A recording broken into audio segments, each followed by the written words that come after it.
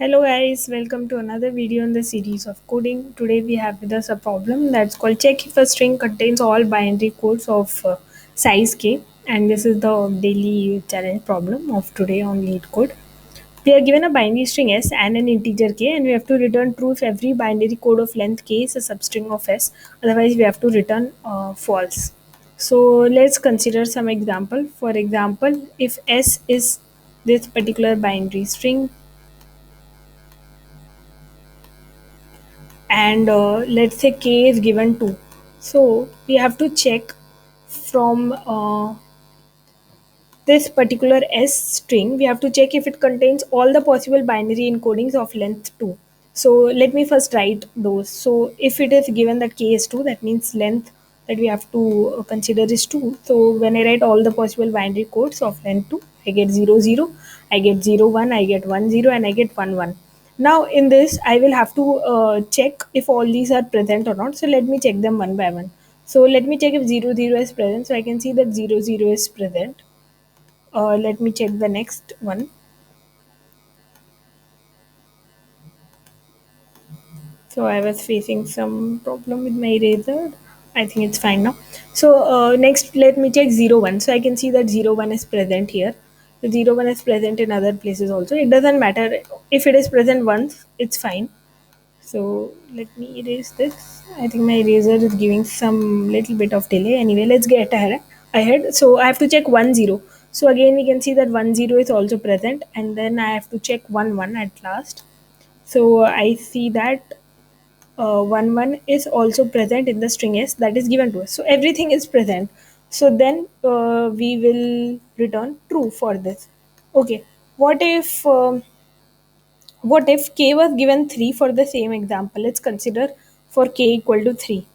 So then can we return true or not? This is what let's try to see. So if k was given 3, then let's try to consider all the possible binary encodings of length 3. So starting with 0 0 0 and so on till 1 1 1. So you will have 8 of them. So I'm not writing others. It's not necessary to write because you see that the first one 0 0 0 is, itself is not present in the string s.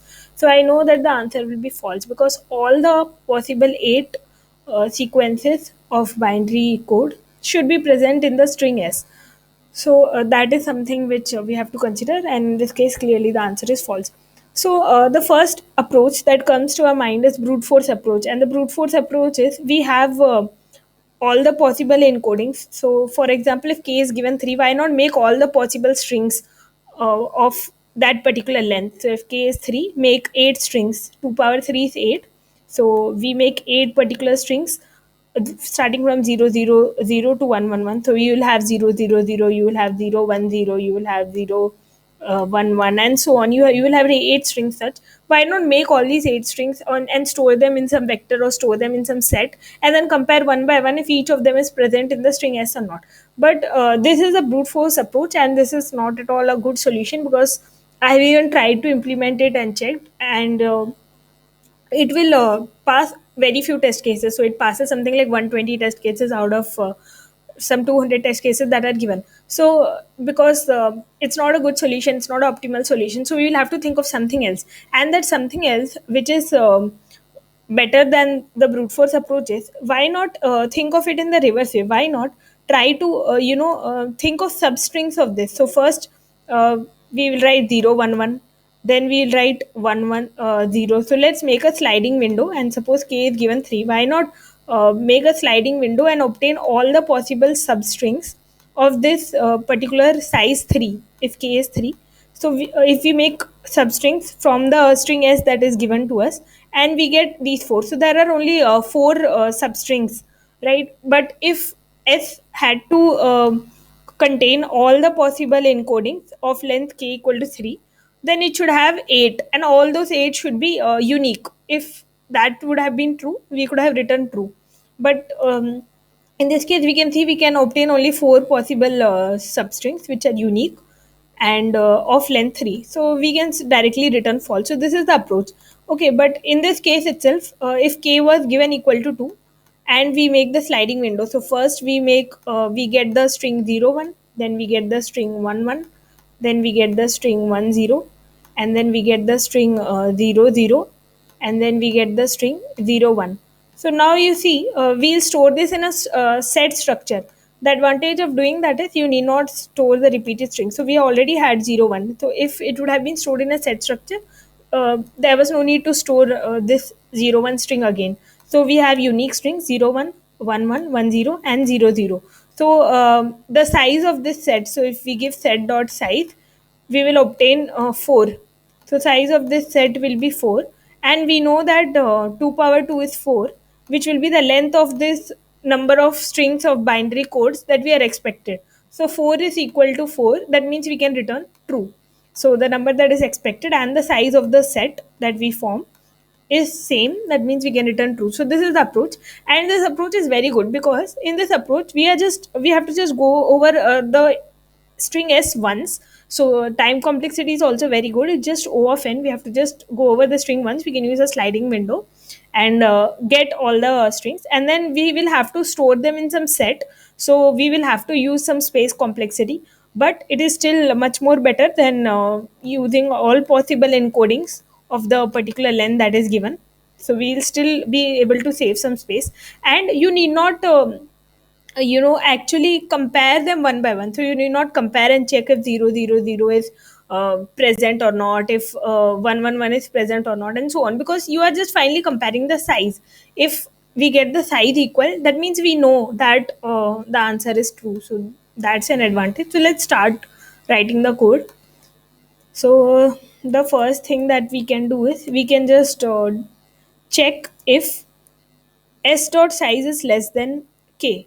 So what I mean by that is, for example, if your string s has only size of say let's say 5, and k that is passed to you is, let's say, something like 10, then how can you form strings which have size 10? How can you form substrings which have size 10 from a string which has size 5? So this is, anyway, we will have to return false. So I can just return false here. Otherwise, I can go forward to declare my set structure. So I declare a set of strings, and so set of strings, and I can make this set unordered. So it doesn't matter. So I'll just write it unordered set, and let me give the name itself as set. I'm not giving the name s because the name s is already passed for the string. So I'm naming the set as set itself. Otherwise, by convention or just for convenience, we could have named s. Anyway, let's go over. So for int I equal to 0, I less than s dot size. So I'm iterating over the string to make the sliding window. So we just saw a sliding window example. So let me erase all this, and let me try to you know suppose this was the string s. Now we have to check substrings of this. Suppose k is equal to 3. Okay, so I have to first obtain substring 0 1 0, then 1 0 1, and then 0 1 1, then 1 1 0, and then 1 0 1. So I have to obtain these 5 substrings. So how do I obtain these substrings? So I make this sliding window. So in C++, it's actually very easy to obtain substrings. So s dot sub str. So it's an inbuilt function, and I just pass the index. So I just pass I. So for example, the first substring is starting from the index I equal to 0, and it is ending at this particular index. So I have to just write the first index, and I have to write the number of characters I need the substring to have, or the length of the substring that I need. So it will just be k, because for example here k is 3. So I'm just writing substring as 0 1 0. So we have to make substrings of that particular size only.